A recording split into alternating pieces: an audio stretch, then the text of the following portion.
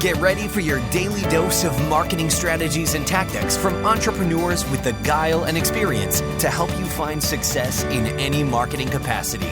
You're listening to Marketing School with your instructors, Neil Patel and Eric Sue.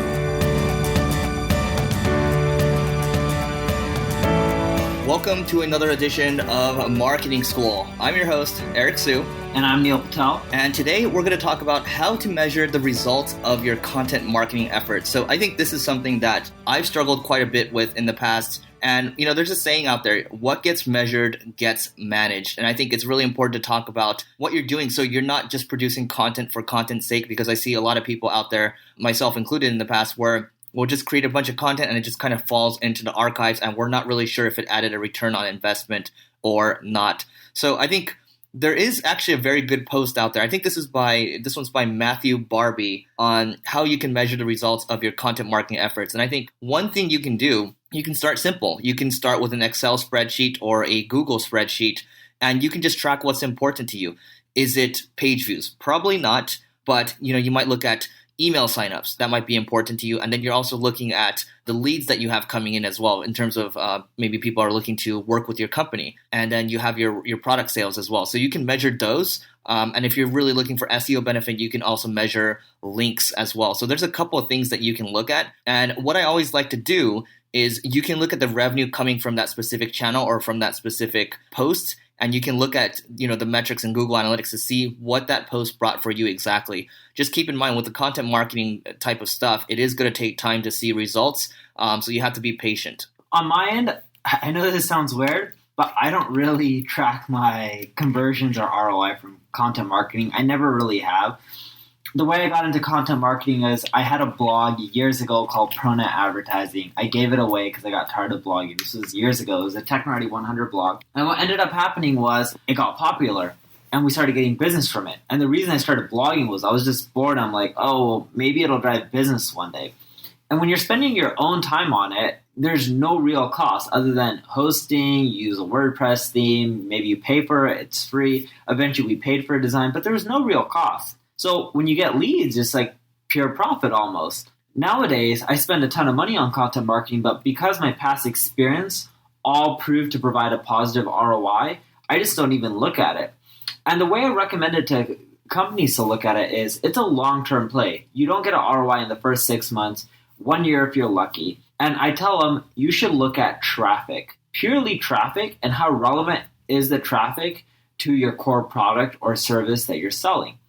And if the traffic keeps going up, eventually you can figure out how to monetize it, whether it's selling your own product, affiliate stuff, whatever it may be. There's a lot of options. But the key that I look for is the traffic going up on a monthly basis? And I measure it per channel, social, SEO, direct, email.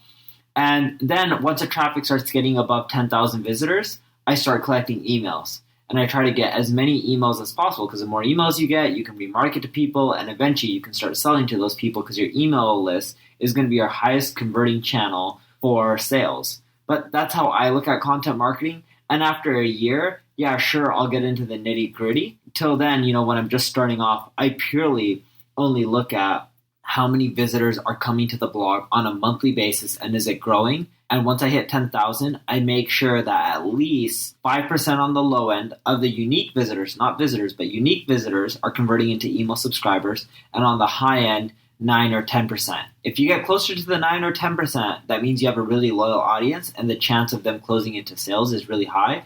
If you're below 5%, that means you have a problem and it's going to be really hard to monetize your blog. Yeah, and I was actually listening to a Wall Street Journal podcast this morning, and there was this guy that has this blog called Calculated Risk, which is a financial blog, and he's been doing it since, I believe, 2006, so it's been about 10 years.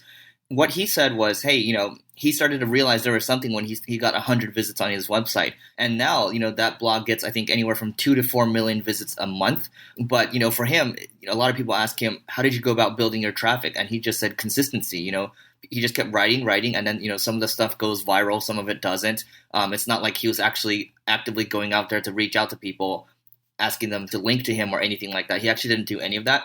It was all just really, really good content.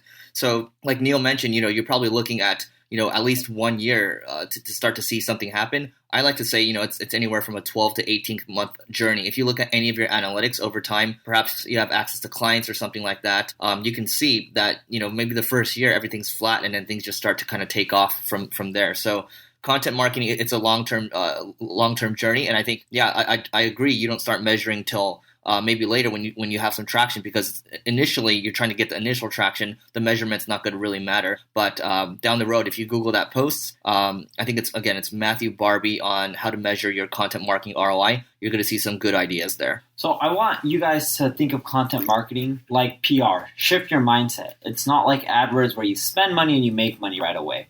You need to shift your mindset to think of it as PR. When you do press, the branding's good for you. It's going to be hit or miss, but if you do it in the long run, you hire a good agency, eventually it's better to have it than it is to not have it. So that's one thing. The second thing I want to tell you is a story.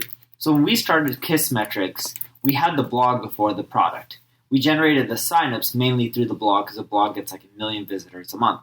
Now, when we started, we had a ton of different content, a lot of unique topics. Some of them were useless, like how to get more out of your FeedBurner account or something like that. I would teach you about content marketing because FeedBurner is an RSS feed for blogs. Kissmetrics sells attribution analytics, right? There's nothing around Kissmetrics that is useful when it correlates to FeedBurner. But I was creating blog posts like that, and it was me writing them. Yeah, sure, now you see a lot of other writers on the blog, but at the beginning, a lot of it was me.